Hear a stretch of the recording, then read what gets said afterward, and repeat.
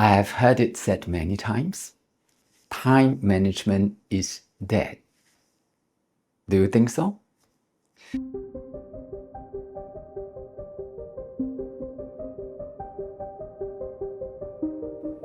I have been a time management fanatic, not for years, but for decades. I still remember the old paper diaries and the Filofax, even though digital calendars are such a part of me today. So I know what time management can do. I also know its limitations. But I would never announce its demise. In fact, I still find time management an incredibly useful tool, especially after I began combining it with something else, timing management. Timing management? Yes, it is not an opponent of time management. It is a partner, a powerful complement to the system we already know so well.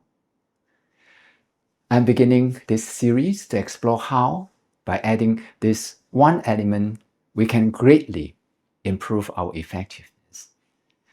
And what is even more interesting is that it can often help us achieve more without having to work harder. In this first video, let's look at some of the basic differences between time management and timing management. In the videos that follow, we will go deeper into how the two can work together, helping us become not only more productive, but perhaps happier as well. We spend a great deal of effort learning how to manage our time. We make schedules, we set priorities, we create to-do lists, we block time on our calendars. All of these are useful. But there is something conventional time management can easily overlook. Not every hour is equal. There are things that take enormous effort at one moment and become surprisingly easy at another. Conversations that go nowhere today but become possible next week. Excellent opportunities that never seem to be possible but arrive before you know it. Of course, there are perfectly sensible decisions that fail simply because we make them at the wrong time. This is why I believe we need to manage more than our time. We need to manage our timing as well. Think about a difficult conversation. Suppose you need to raise an important issue with your boss. You can put it on your calendar for Tuesday at 10 o'clock. From a time management perspective, the problem seems to be solved. You have allocated the time. But what if your boss has just come out of a disastrous meeting? What if she is rushing to meet a deadline? Or what if you are frustrated and not yet clear about what you want to say? 10 o'clock may be available, but that doesn't mean 10 o'clock is the right time. And this distinction appears everywhere. You may have a good idea, but is this the right time to present it?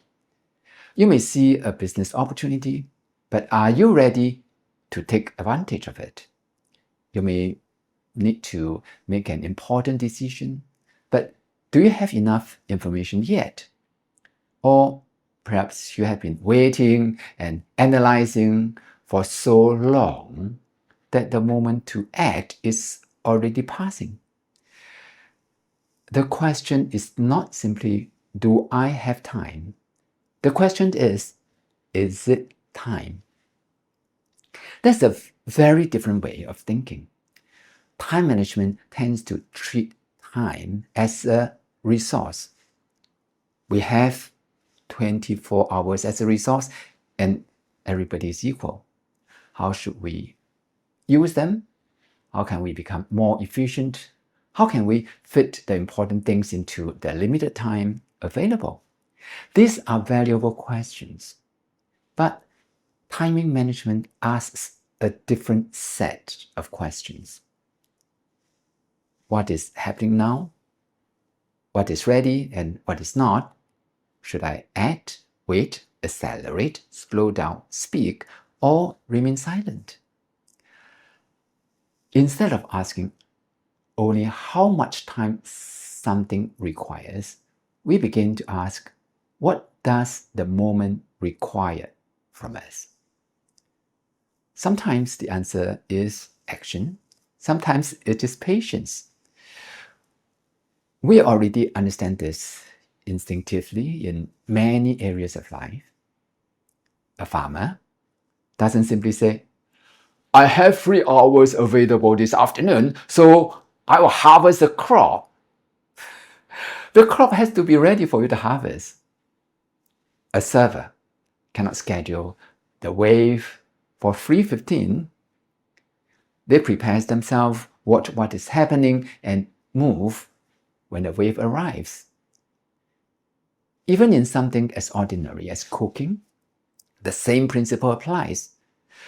You cannot simply turn up the heat because you want dinner sooner. Some things have their own rhythm. Yet, when we manage our work and our lives, we often behave as though everything should conform to our calendars. We decide when something should happen and then become frustrated when reality refuses to cooperate. Perhaps the problem is not always our discipline. Perhaps sometimes our timing is wrong. And there's another reason timing matters. We are not equally ready at every moment either. There are times when we are energetic and clear, times when we are tired, times when we can concentrate deeply, and times when even a simple task feels difficult. Traditional time management might tell us that we have 2 free hours. Timing management asks, what are these 2 hours good for? That's a very different question. The same 2 hours might be excellent for writing, terrible for negotiation, perfect for routine administration, or exactly the right time to stop working altogether. Managing timing means learning to match what we do with the conditions in which we do it. This doesn't mean abandoning calendars, deadlines, plans, or schedules. Quite the opposite. We still need them, but a calendar is a map. It is not reality. Reality moves, people change, circumstances change, we change. A good plan gives us direction. Good timing tells us how to move as conditions unfold. And this brings us to an important distinction between efficiency and effectiveness. Efficiency asks, how can I do this with less time and effort? Effectiveness asks, what should I do and when should I do it? Sometimes 5 minutes at the right moment can accomplish more than 5 hours at the wrong one. Over the next few videos, I want to explore this idea from very practical angles. Why your calendar can tell you when you are free, but not when you are ready. Why a deadline is not necessarily the right time. Why being too early can sometimes be as damaging as being too late. Why silence can occasionally achieve more than another argument. And why things we struggle with for months can suddenly become remarkably easy. They may look like different problems, but underneath them is the same question. What does this moment call for? Time management helps us make better use of our hours. timing management helps us make better use of the moment.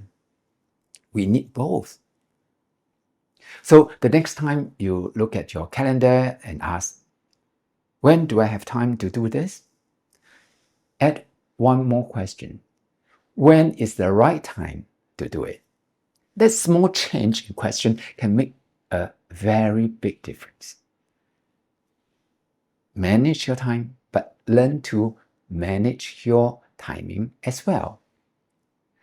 By the way, I'm also putting together a free program called 5 Days to Better Timing.